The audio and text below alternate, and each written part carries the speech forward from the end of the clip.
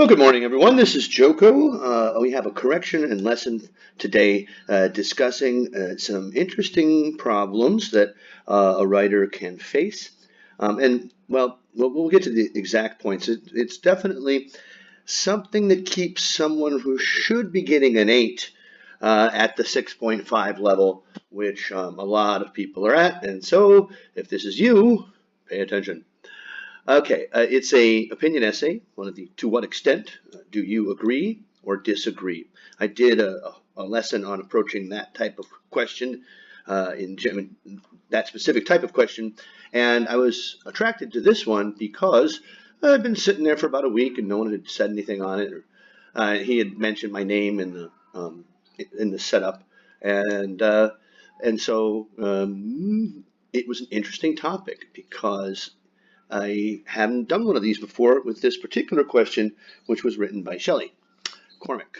And before we get into it, let's look at what do we consider when judging an essay. Well, we want to think about the 4 band descriptors: task, response. Now, I choose my words here specifically for this writer. Your main ideas and the support that comes with them. Do they address the question? You see that throughout the band descriptors. Sufficiently addresses, or fully addresses, and then just addresses. Like, oh, hey, there you are. Question, how you doing? Coherence and cohesion. Now, the coherent part can be affected by, coherency part can be affected by sentence structure. Okay? Do your sentences cause the paragraph to lose coherence, readability and understandability? Referencing is part of CNC. Does your it and this and him, is it clear as to what you're talking about? Wordiness. So it's not just about using on the one hand and in summary, it's about all of that. Does your word choice reflect what you're trying to say? Okay, that's precision. Your word choices allow you to express a precise meaning that's in the band descriptors. Or does it seem like your writing is being shaped by wanting to use these words? It's not, instead of your words expressing your meaning, your writing becomes a way to get around to saying that phrase that you've learned that's maybe high collocation and uncommon vocabulary, but is it relevant? We'll see. And we have some standard grammar questions. Okay, so here's where you'll find this question. I think it's called like Top 100 Blogs or something. And this is me, I'm Joko. Hi, on Facebook, find me at IELTS Temple. There's my website, blog, and you can see me on YouTube. What's our question today? Now, I underlined this. People who read for pleasure in their free time have a better imagination than those who prefer to watch TV. To what extent do you agree or disagree? Now, this next part was not on the question, but it's important to keep in mind that every task 2, I don't know if I got it exactly right, I'm just doing it off memory, but every task 2 includes these instructions. Provide reasons for your answers and include any relevant examples from your own experience or knowledge. And then something about you should write about 250 words. Actually, I think that comes beforehand, but that's important. So, analyzing the question. Very important right from the start. All right? And let's do that. Who are we talking about? People who read for pleasure and people who prefer to watch TV. Okay, we got 2 groups. Right? What are we being asked to agree or disagree with? And so that this group of people have a better imagination. And what are we talking about here? Better is a very vague word, really, when it comes to, let's focus down on the second word, imagination. What is that? Is that the same as intelligence? Is that the same as problem solving? It might help you in some of those things, but no. Imagination, I would say, is creativity. Okay, and it's greater here than it is here. And then don't forget to what extent. All right. Now, in my mind, when I look at what I'm trying to understand what it is I'm being asked to agree or disagree with, I always paraphrase it in my head. Okay, so read for pleasure. People who, all right, I got something in mind. In their free time, okay, well, as opposed to like at work, hobby. You know, there's some paraphrasing going on there. People whose hobbies include leisure reading have a better imagination, greater creativity, a more imaginative mind than those who prefer to ones who like. All right. So, in my which of these sentences do you think it best summarizes or sums up is an expression of what is this question asking you to agree or disagree with? Okay, people with poorer imagination like to watch TV. 1, 2, leisure reading improves the quality of a person's imagination. Or 3, a preference for extensive reading tends to coincide with a more imaginative mind. Okay, what do you think? Well, the answer will be revealed at the end. All right, so, yeah, okay, so I should remember yellow Lexus, and blue is coherence and cohesion. And as we'll see here, I even kind of have to do orange because it's a combination of yellow and pink. Huh. Let's have a listen. It is a common maxim that imagination prevails in the most creative of minds.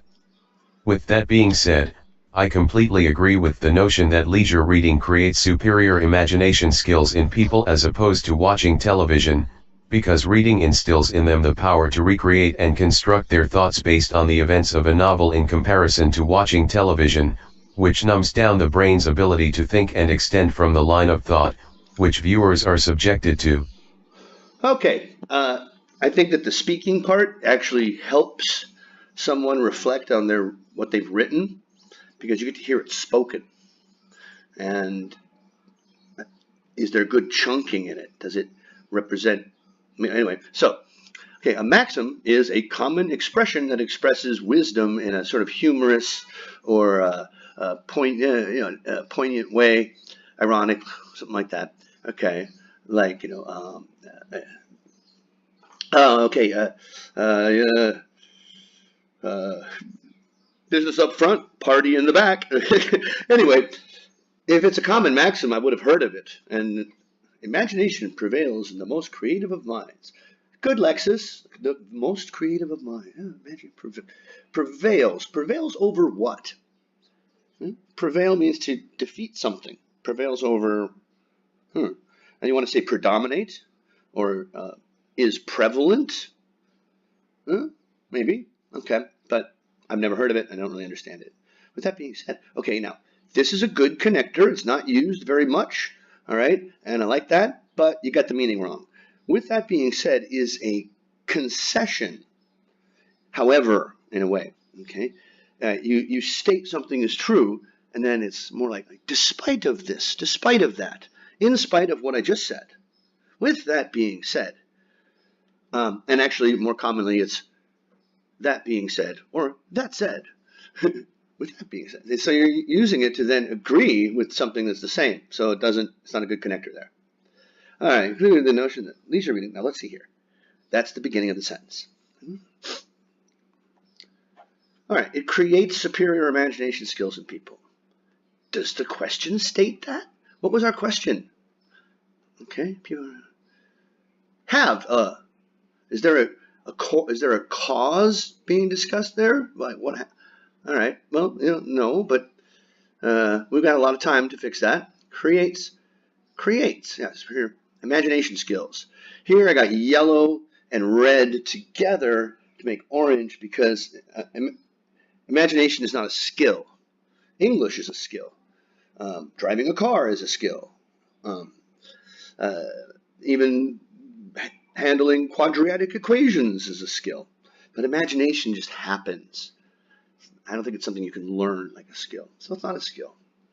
Okay, so we create. I mean, people are supposed to watch.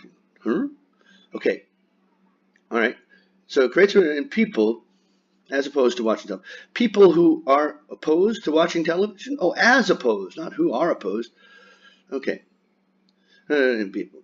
See, imagination, wait. Leisure reading is what we're opposed to. And there's a lot in between. Leisure reading, as opposed to, when compared to watching television, creates superior, again, superior to what? That means better. So you should have put this next to reading. Uh-oh, because don't explain things in your introduction. That's a maxim. Don't explain things in your introduction. No becauses. Because reading instills in them who? Which one? The power to recreate and construct their thoughts. Well, recreate means to create again. Okay, all right, and construct their thoughts. Well, what is constructing thoughts? Constructing thoughts is thinking, focusing, concentrating. Yeah, I'm going to construct a thought with using logic. Yes, it's mental power, but is it imagination? No. Imagination is not a construction of thought, it just happens. Construction of thought based on the events of a novel. It's not the only thing people read extensively. So the novel is in comparison to by comparison to Washington. Okay, we have a collocation here. The word is dumbs down, or you can say numbs, but not numbs down. The brain's ability to think. Okay, I see. Does it dumb it down? Its ability to think, or its tendency to think? Well, that's not a supported argument. How does the You're just stating it. Well, again, this is the introduction. Okay, and extend from the line of thought. Again, you're using, this is great collocation, line of thought, yes. This is my argument, like in an essay. You're having a line of thought, and my brain is having a hard time extending what you mean, which viewers are subjected to. Forced to watch. Right? Viewers are subjected to a line of thought, and the brain can't process it because it's television. Oh, and wow, there's my little guy up here. How sad he is. Oh my goodness. How many from here to here? All one sentence with one clause. As with second clause, another connector. In comparison to another connector. Then we have this now, not just one, but two relative pronouns. Okay, television numbs down, so we should expect the same thing here. Line of thought. All right. Wow. Again, don't explain things in your introduction. Reading allows the readers to freely construct their thoughts based off the novel, from their standpoint, as though in a parallel world. Have you ever wondered why an avid reader many a time seems to be looking in upwards direction, gazing slightly towards the right, while holding a novel in hand close to his chest? This is interesting. Well, let's think about that. And you know what? We have some graphics to help us out. Oh my God, you're right. Yeah, look at this guy. He's even got a pencil in his mouth. He must be really imagining things. That was such a good book. She's imagining what's going on in the book. This man, he's imagining his great future. I am a married man. He just remembered something. Oh yeah. And look, they're all looking up and to the right. You have something here. What's this over here? What do we have to? What are these other pictures? Let me make it small. Oh, now wait a minute. She is kind of looking. Her head is up, but she's looking down, and I can't tell which way. And this lady here, she is definitely looking to the left. Oh, okay. All right. I thought you had something there. All right, let's continue on. Reading allows the readers. I don't like this word here because it's repetitive with reading. Reading allows individuals. Reading allows people. Reading allows for the freely construct their thoughts based off the novel. Here up above here, based on the novel. You know why you don't explain things in the introduction? Why does that maxim exist? Because it tends to lead to repetition in the body paragraphs, which you just showed right here. As though in a parallel world, let's get rid of this thing.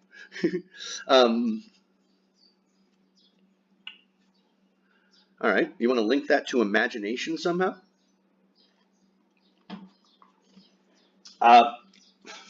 The good attempt at an adverb of frequency, but it's many times or many is singular, right? So why do we have plural there? Many a time. So, an avid reader seems to be, or is he, in direction is a countable noun. So before that we need an. Gazing slightly towards the right while holding a novel in there. Holding close to his chest. Why did I say here? Well, holding a novel in hand, in their hands, or in a hand. A novel in hand, holding a novel in hand. Oh, with a novel in hand, yes. Or holding a novel. Holding a novel in hand is redundant, because what are you going to hold it with, your teeth? All right, close to his. Nowadays, we don't use masculine pronouns for third person people of unknown gender. We say their. Oh, we're missing a word here. I think I cut it out when I was, it was this here. So does go with happens quite a bit, and it means happens accidentally. Well, it so happens that I ran into him when I was walking down the streets. Okay, it doesn't mean in this way. This so happens. No. No. You can say, let's see, what would be a way to use that with so? But so does not mean in a particular way in that expression. When a person is accessing his creative, how about the creative part of the brain, which enables him, them, we would say, to do so. Wait. This so happens to do so. You like that word, huh? So. Do what? Oh, I see. Reading enables him. If that's your point, that's a good point. But it's so convoluted around these words, I can't figure it out. In addition, a cliffhanger is a type of book. You can't use it in a book. A hook is something in a book that they use to draw people in, to hook. When we're using a plural noun in general, readers, we don't use the. I don't use that with, yeah, it might work, but no. To a story of a series. Huh? To the story of a series. Again, noun of noun. Read or watch Shelley's article video. You don't have a big problem with it, but it never goes away. Okay, red. Red should be okay. Okay, so now this acts as, what is this? The use of cliffhangers, I would assume. Induction. As induction of imagination? No, if you want to say this induces, that's one thing. But this acts as induction. Induction is an event. This induces imagination, which also allows creativity to take its root to predict certain narrative arcs of a book. How about something like, the suspense created in some works of fiction promotes speculation, promotes Yeah, speculation on the, yeah, you can put that in there, on the narrative, on the future narrative arc of a book. So people not only imagine what the people in the story look like and sound like and what the places look like, but they also imagine what the story might be doing next. Well, is that imagination? No, I'd say that's more of a prediction. That's a more rational thing. Okay. In the famous book series Game of Thrones. Oh no! Okay. Again, you don't get penalized for making mistakes. Game of Thrones is the name of a TV show. TV series. It is, in fact, it's called the something Fire and Ice. The Song of Fire and Ice. Yeah, that's what it's called. That's the name of the series. And it's a series. It's a singular thing. So contains should be singular, contains extensive narration, which doesn't require imagination, and several characters arcs. See, you forced it in here, and now you're trying to force it in again. Characters arcs that after every book, each book ends, one singular ends. It. What is it? It gives rise. What is it? The book? Or the narration and character arcs? It's not clear. Gives rise to various fan theories off of a reader's pure imagination skills.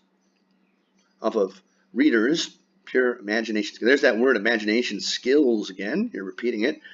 I read the books, at least I got to book 4, and then I put it down because I couldn't wait 2 or 3 years for the next book. And really, what you've done here, and all this fan theory stuff, it wasn't for the books. It's for the TV show. You've provided an example of something that goes against your point. The TV show is the one that does all this. In stark contrast.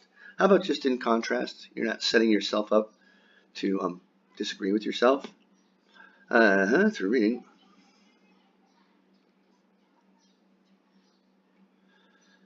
All right, that's a pretty good topic sentence. Television screening, no. Screening means to show for the first time something on film or on TV. No, not nullifies. No. Nullifies means reduces to 0. Thinking and creativity. Really? As the events, what are the events? As events, not the events. Events are already directed for them. No, depicted or are already. You want to say that because people can see clearly and they don't have to imagine what something looks like, as opposed to their own what? It's directed for them, as opposed to that's completely unclear what that is. Own what? This renders the creative portion of the brain out of play. No, bad word choice there. As it is not indulged throughout. Throughout what? Okay, again, once again we see things like renders, creative portion, out of play, indulged. Indulge is when you do something that you probably shouldn't be doing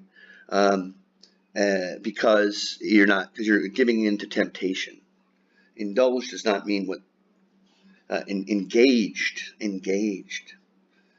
Okay. Viewers tend to expend their energy, in understanding, like they only have a certain amount in understanding the story. Well, you just said it's all directed for you. Why would they have to expend energy to understand it? Which is usually fast-paced and more often than not feels forced. Okay, you need like a better choice of TV selections. Huh? Lots of TV is not fast-paced. Feels forced. Like your choice of words feels forced. Sorry, I'm not laughing at you. I'm trying to help you. As viewers do not have the luxury or the time to ponder. Oh, indeed, I'm so too busy while watching television to think before the story rushes to its conclusion. Such is not the case in reading. So what you're trying to say is a TV show lasts an hour, and then it's over. And there's no time to reflect on it during the show. But the luxury or the time? Huh? The luxury of time? No. Expend their energy? Another common mistake that people make, and you're making here, is to blow the argument out of proportion. Oh my God, look at the time. Fuck. Oops. You're blowing it out of proportion. You're making it seem much worse than it is. That does not make your argument stronger. It makes it less believable.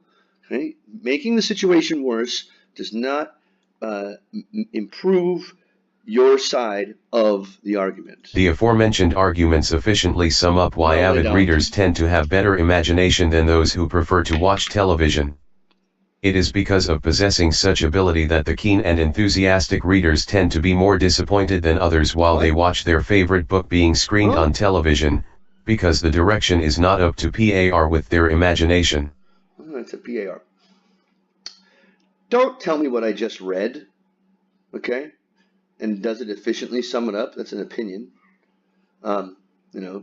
Instead, in the summary, you're supposed to summarize what you've said. Why? And you know what? Why avid readers tend to have better imagination. That's the big problem with your essay, is you're answering a question of, do avid readers have a better imagination? And sure, you can explain why, but you don't really explain, your support doesn't address the question of, whether or not that statement is true and why you believe it. Okay, if you want to know why, they'll give you a causes question. Then those who prefer. Yeah, here's like this part here, tend to have better. Well, that's because you're taking it from the question. That's why it's close. And then never ever bring up something new in the conclusion. This leaves me with feeling like, okay, well, can you tell me more about this? What are you talking about? They tend to be more disappointed. It's like you're having a conversation with someone and they say, oh, and another thing. See you later. They go away. Okay, so 398 words. This is a good site for you. Here I'm taking the liberty of dumping it into wordchecker.com. And I also have Grammarly, the free version, on some of my work, on some of my applications. You can see, yes, all those things I mentioned there. And it gives you a keyword density. You use the word imagination 7 times.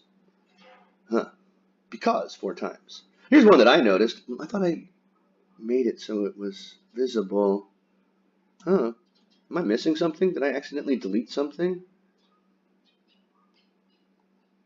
Oh yeah, here we are. Okay. Look at it. Viewers taking into it as the events. All right.